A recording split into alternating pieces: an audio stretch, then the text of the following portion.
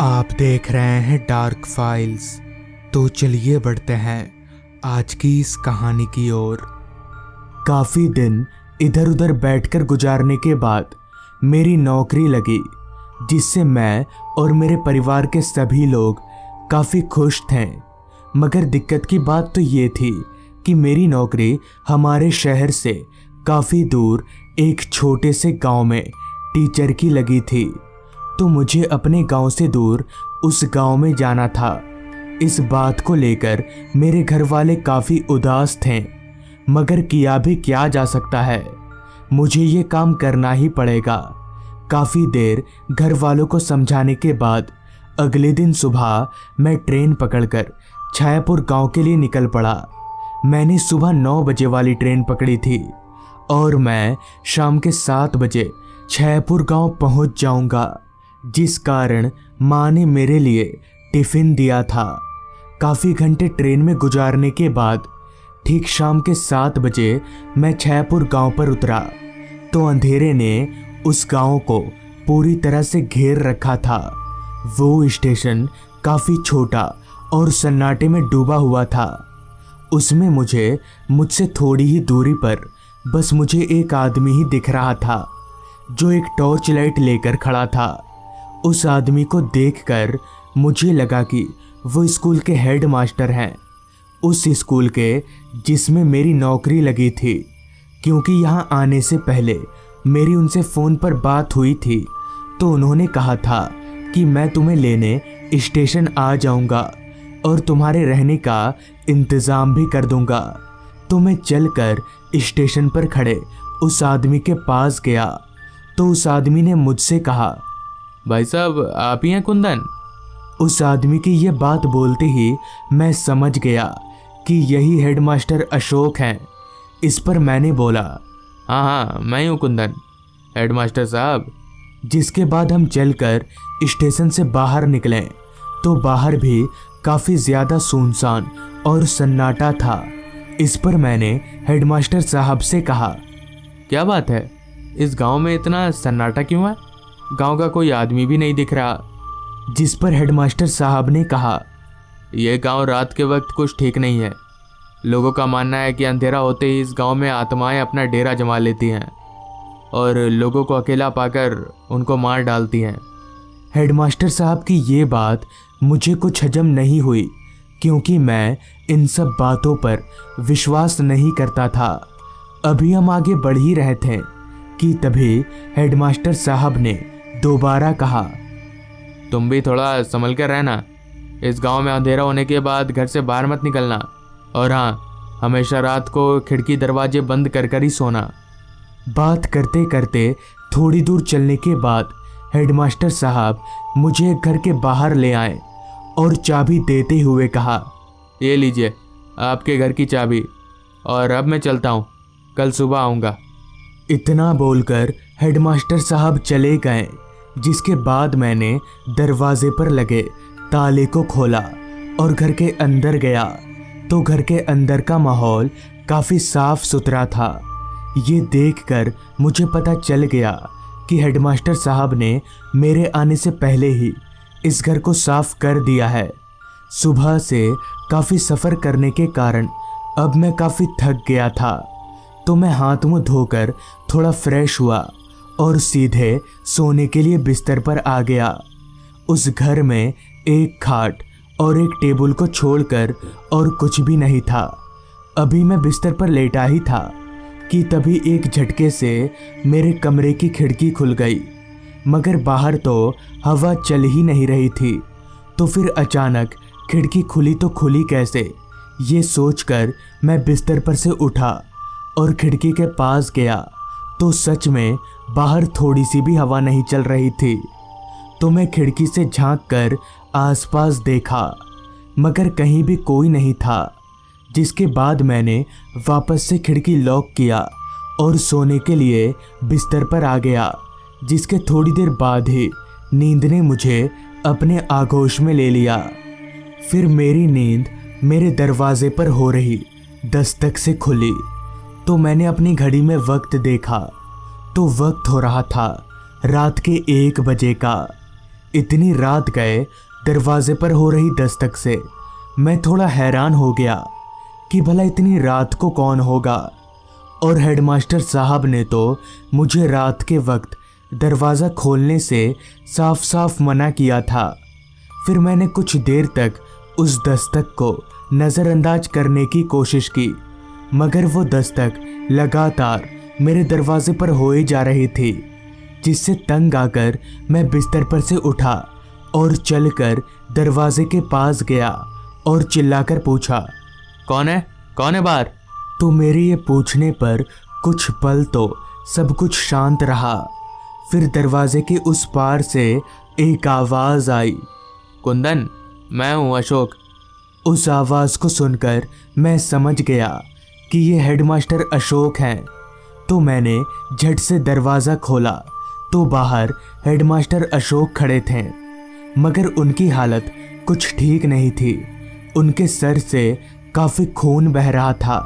ये देखकर मैंने हेडमास्टर से कहा, क्या हुआ सर, आपको चोट कैसे लगी? इस पर हेडमास्टर साहब ने कहा, वो मैं घर जाते वक्त गिर गया, जिससे मुझे काफ़ी चोट आ गई और मैं घर ना जाकर तुम्हारे पास ही आ गया। जिसके बाद मैंने हेडमास्टर को बिठाया और उनकी मरहम पट्टी की। मरहम पट्टी करने के बाद मैंने मास्टर जी को सोने को कहा तो वो भी सो गए, जिसके बाद मैं बिस्तर ज़मीन पर लगाकर सो गया। मैं इतना थका हुआ था कि मेरे बिस्तर पर लेटते ही नींद ने मुझे अपने आगोश में ले लिया। फिर अचानक मेरी आंख खुली तो कमरे के अंदर काफ़ी सन्नाटा छाया हुआ था और मुझे ना जाने क्यों काफ़ी बेचैनी सी महसूस हो रही थी। मुझे ऐसा लग रहा था कि कोई अदृश्य शक्ति मुझे अंदर से जकड़े हुए है।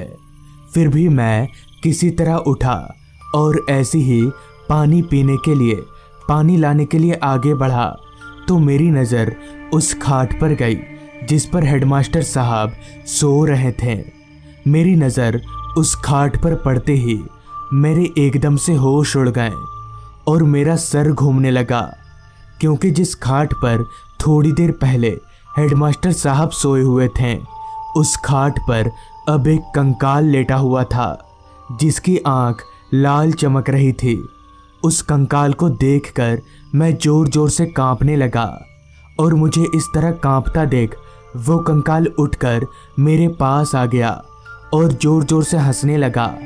उस कंकाल को इस तरह हंसता देख मेरे हाथ पैर फूलने लगे कि तभी उस कंकाल ने एकदम से मेरा गला पकड़ लिया। मैंने किसी तरह हिम्मत जुटाकर उसके हाथ से अपना गला छुड़ाया और भागकर घर से बाहर निकला और उसी रास्ते की तरफ दौड़ने लगा जिधर से मैं आया था।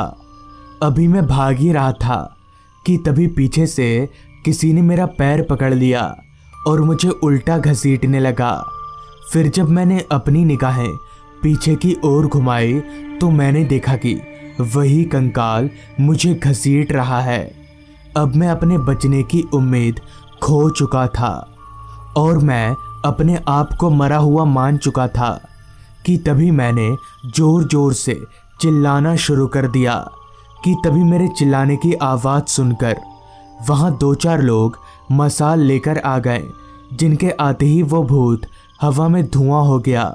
फिर मुझे पता चला कि ये रात को गांव की पहरेदारी करते हैं, क्योंकि हर रोज़ इस गांव से एक आदमी गायब हो जा रहा है। ये सुनकर मुझे पता चल गया कि ये काम उस भूत का है। तब मैंने अपनी पूरी आपबीती उन सभी को बताई, जिस पर उन्होंने कहा, क्या बोल रहे भाई साहब आप? हेडमास्टर अशोक तो कल रात को ही लापता हो गए थे और उनकी लाश आज सुबह ही मिली थी। ये सुनकर मैं दंग रह गया कि हेडमास्टर अशोक भी भूत थे। तो दोस्तों, ये थी आज की कहानी। अगर आपको ये कहानी अच्छी लगी हो तो चैनल को ज़रूर सब्सक्राइब कर लें। तो मैं आपका दोस्त आर्यन जल्द ही मिलूंगा आपसे ऐसी ही एक कहानी के साथ।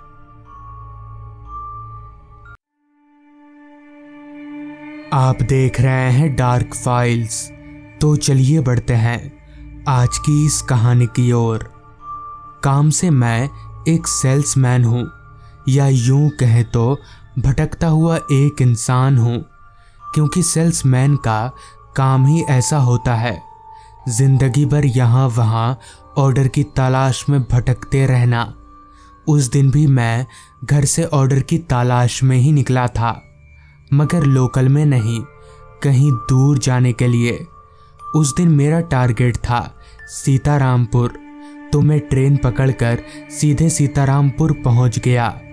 सीतारामपुर मेरे यहाँ से लगभग 150 किलोमीटर दूर होगा। हालांकि वो एरिया थोड़ा ऑफ पड़ता है, पता नहीं क्यों मुझे वहाँ जाने का ऑर्डर मिला। खैर, वहाँ पहुँचकर मेरा काम शुरू हो गया। जैसा मैंने सोचा था हुआ ठीक उसका उल्टा। यहाँ दुकानें कम ज़रूर थीं, मगर फिर भी मुझे काफ़ी अच्छे खासे ऑर्डर मिल रहे थे। मैंने सोचा थोड़ा और आगे चला जाए, और इस तरह से मेरा काम चलता रहा। ऐसे ही ऑर्डर लेते लेते कब दिन ढल गया पता ही नहीं चला। काम करने में मुझे उस दिन काफ़ी मज़ा आ रहा था, क्योंकि उस दिन सच में काम हो रहा था, वरना बाकी दिन तो बस मैं ऐसे ही भटकता रहता हूँ।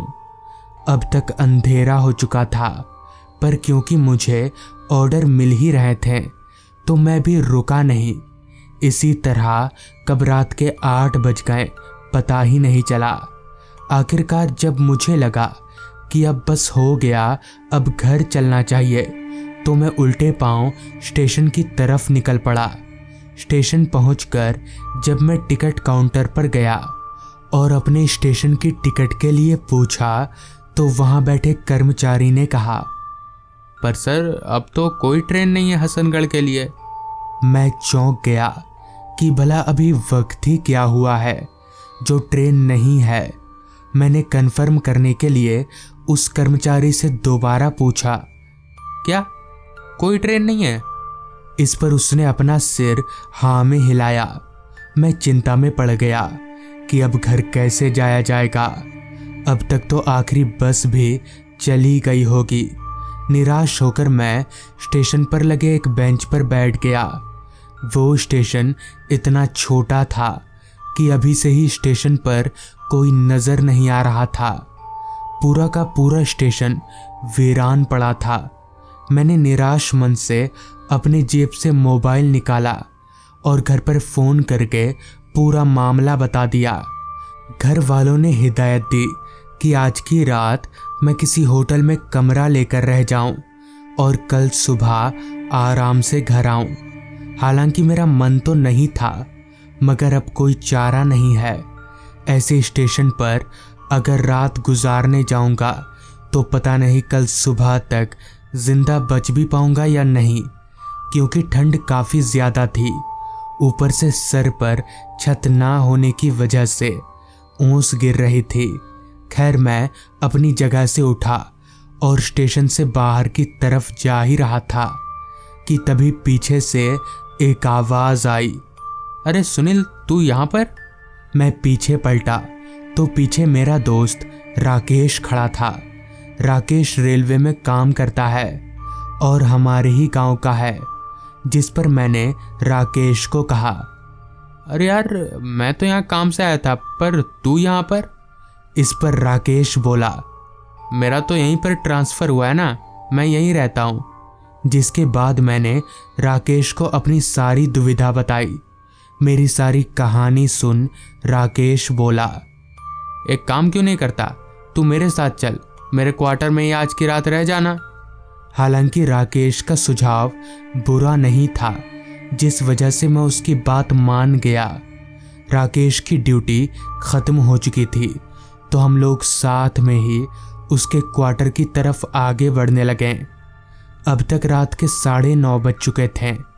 ठंड अपनी इंतहा को पार कर चुकी थी और तब भी हर पल बढ़ती ही जा रही थी। जैसा कि मैंने बताया कि वो एक ऑफ एरिया था, जिस वजह से रास्ते पर हम दोनों के अलावा मुझे एक भी आदमी नज़र नहीं आ रहा था। खैर, रेलवे स्टेशन से उसका क्वार्टर ज़्यादा दूर नहीं था तो कुछ देर पैदल चलने पर ही हम लोग ठीक राकेश के क्वार्टर के सामने खड़े थे। वो घर ज्यादा बड़ा नहीं था, मगर एक अकेले आदमी के लिए काफी था। राकेश ने घर का ताला खोला और हम लोग अंदर दाखिल हुए। तभी राकेश बोला, कुछ खाएगा? इस पर मैंने मना कर दिया, मगर राकेश काफी जिद्दी था। मेरे घर पर पहली बार आया है ऐसा बोलकर उसने मुझे खाने के लिए राजी करवा लिया। मैंने भी ज्यादा नानुकुर नहीं किया क्योंकि भूख मुझे भी लगी थी। जिसके बाद हमने मिलकर खाना बनाया और खाने लगे। इसी दौरान हमारे बीच मामूली बातचीत शुरू हुई। राकेश अपने घर की बात कर रहा था और मैं अपने घर की। खाना पीना हो जाने के बाद हम लोग सोने की तैयारी में लग गए।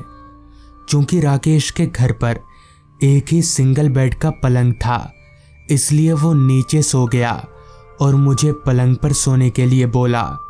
हालांकि मैंने उससे कहा भी कि मैं नीचे आराम से सो जाऊंगा, पर वो नहीं माना। खैर, चूंकि मैं काफ़ी थका हुआ था, जिस वजह से तुरंत ही मेरी आंख लगने लगी। अभी मैं लेटा हुआ ही था कि तभी राकेश बोला, सुनील, रात को अगर बाथरूम जाना हो तो मुझे उठाना, क्योंकि घर में बाथरूम नहीं है। मुझे उठाना ज़रूर। इस पर अच्छा ठीक है बोलकर मैंने वापस अपनी आंखें बंद कर ली। जिसके बाद मैं कब नींद के आगोश में चला गया, मुझे कुछ याद नहीं। पता नहीं कितनी देर बाद, मगर जब मेरी आंख खुली तो मुझे जोर से बाथरूम आया था। मैं बिस्तर पर उठकर बैठा, निगाहें घड़ी पर डाली तो समय हो रहा था रात के 1:45 बजे का। मैंने राकेश की ओर देखा तो वो कंबल लपेटकर सोया हुआ था। मैंने सोचा जरा सा बाहर जाने के लिए राकेश को क्या उठाना, अकेले ही चला जाता हूँ। लिहाजा मैं पलंग पर से उतरकर दबे पैर दरवाजे की ओर गया और दरवाज़ा खोलकर बाहर निकल गया। बाहर निकलते ही मेरा स्वागत एक तेज ठंडी हवा के झोंके से हुआ। मेरा पूरा शरीर सिहर उठा। खैर, बाथरूम घर के थोड़ी दूरी पर बाउंड्री वॉल के पास था, लिहाजा मैं चलते हुए बाथरूम की ओर जाने लगा। मैं चलकर बाथरूम के पास पहुंचा और अंदर चला गया। थोड़ी देर बाद मैं बाथरूम से बाहर निकला और वापस घर की ओर मुड़ने जा ही रहा था कि तभी मेरी नज़र पास के बाउंड्री वॉल पर बैठे एक बच्चे पर गई। वो दूसरी तरफ मुंह करके बैठा था, जिस वजह से मैं उसका चेहरा नहीं देख पा रहा था, मगर पीछे से तो वो कोई बच्चा ही लग रहा था। तभी मैंने उस बच्चे को आवाज़ दिया, हे छोटू, उतरो, ये बैठने की जगह है क्या? चलो भागो। मगर इस पर उस बच्चे ने कोई प्रतिक्रिया नहीं दिखाई। मैंने दोबारा कहा, बच्चे, सुनाई नहीं देता क्या? भागो यहाँ से। इस बार मेरे इतना कहते ही वो बच्चा मेरी ओर पलटा तो उसका चेहरा देख मेरे होश उड़ गए। उसका चेहरा पूरा सड़ा हुआ था। उसकी आंखों की जगह 2 काली पुतलियां थी। इतने में ही उस बच्चे ने अपना बड़ा सा मुंह खोल दिया। उसकी ज़बान काफ़ी लंबी और बाहर लटकी हुई थी। मैं समझ गया कि ये कोई इंसान नहीं बल्कि कुछ और ही है। लिहाजा मैंने तुरंत घर की तरफ दौड़ लगा दी। घर में घुसकर मैंने राकेश को जगाया और उसे पूरी बात बता दी, जिस पर राकेश बोला, मैंने तुझे कहा था मुझे उठाना, तू जानता नहीं, उस बाउंड्री के पीछे कब्रिस्तान है, वहाँ आत्माएं भटकती है। तो दोस्तों, ये थी आज की कहानी। अगर आपको ये कहानी पसंद आई हो तो चैनल को ज़रूर सब्सक्राइब कर लें। तो मैं आपका दोस्त आर्यन जल्द ही मिलूँगा आपसे ऐसी ही एक कहानी के साथ।